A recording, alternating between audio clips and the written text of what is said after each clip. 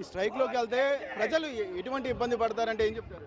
ఇప్పుడు మమ్మల్ని under estimate చేస్తున్నారండి. విద్యుత్ సంస్థ పని చేయకపోతే ఏ డిపార్ట్మెంట్ పని చేయదు.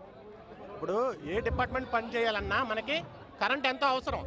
ఇప్పుడు ఒక ఫోన్ పని చేయాలన్నా, ఇప్పుడు కారు పని చేయాలన్నా అన్నీ ఎలక్ట్రికల్ లేకపోతే కానీ ఇన్ని సంవత్సరాలుగా మేము సమన్వయం పాటిస్తూ సమ్మె చేయలేదు. సమ్మె చేసామంటే అంధకారంలోకి వెళ్ళిపోతుందంటే దీనికి కారణం యాజమాన్యం ఉండి వైఖరి వల్లే ఇవాళ మేము రేపొద్దున 15వ తారీఖున ఉదయం 6 గంటల నుంచి అంధకారంలోకి వెళ్ళిపోతుంది ఆంధ్రప్రదేశ్. దీనిని గ్రహించి ప్రభుత్వంలో ఉన్న పెద్దలు ముందుగా మన యాజమాన్యంతో మాట్లాడి మమ్మల్ని చర్చలు పిలిచి ప్రభుత్వం జోక్యం చేసుకుని మా పరిష్కారం చేయాలి. తెలంగాణ రాష్ట్రంలో ఇదే కాంట్రాక్ట్ కార్మికులు 50,000 జీతం తీసుకుంటున్నారు. ఇక్కడ 9 సంవత్సరాలు అయింది వాళ్ళకి న్యాయం జరిగి, కానీ ఇక్కడ ఇంకా అట్టాడుకుంటూ ఉండిపోయాం, ఆకలితో అలమటిస్తున్నాం.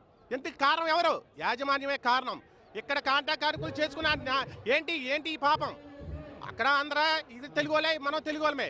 2 రాష్ట్రాల్లో 2 రకాలమైన జీతాలు ఇస్తున్నారు. మమ్మల్ని అట్టడుగున తొక్కేస్తున్నారు. మేము లేకపోతే, కాంట్రాక్ట్ కార్మికులు లేకపోతే ఒక్క లైట్ కూడా వెలగదు. అలాంటిది కాంట్రాక్ట్ కార్మికులు చిన్న చూపు చూస్తున్నారు.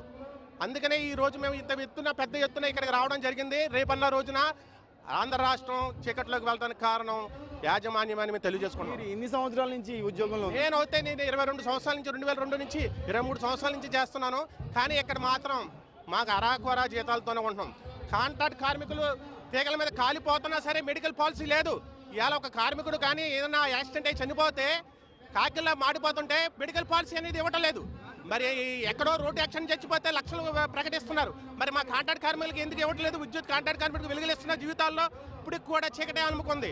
కనుక ప్రతి ఒక్క కార్మికుడికి కూడా అన్లిమిటెడ్ మెడికల్ పాలసీ ఇవ్వాలని, కాంట్రాక్ట్ కార్మికులు రెగ్యులర్ చేయాలని, అలాగే ప్రభుత్వంలో ఉన్న కాంట్రాక్ట్ కార్మికులు కాకుండా రెగ్యులర్ కార్మికులకు డిఏలు బకాయిలు ఉన్నాయి, ఆ 4 డిఏలు కూడా ఇవ్వాలని పెద్ద ఎత్తున ఇక్కడికి చేరుకున్నాం. పూర్తి స్థాయిలో కాంట్రాక్ట్ కార్మికులను రెగ్యులేషన్ చేయాలి, వాళ్ళ జీతభత్యాలు కూడా పెంచాలి అని కూడా చెప్తున్నారు. ఇదే విధంగా పూర్తి స్థాయిలో ఉదయం నుంచి ఇదే పరిస్థితి కొనసాగుతుంది. సుమారుగా 15,000 మంది పైచీలకు కార్మికులు పెద్ద స్థాయిలో వచ్చారని కూడా చెప్పుకోవచ్చు. ఇది ఓవరాల్గా ఉన్న అప్డేట్. కెమెరా పర్సన్ కిషోర్తో యాకూబ్, విజయవాడ ధర్నా చౌక్.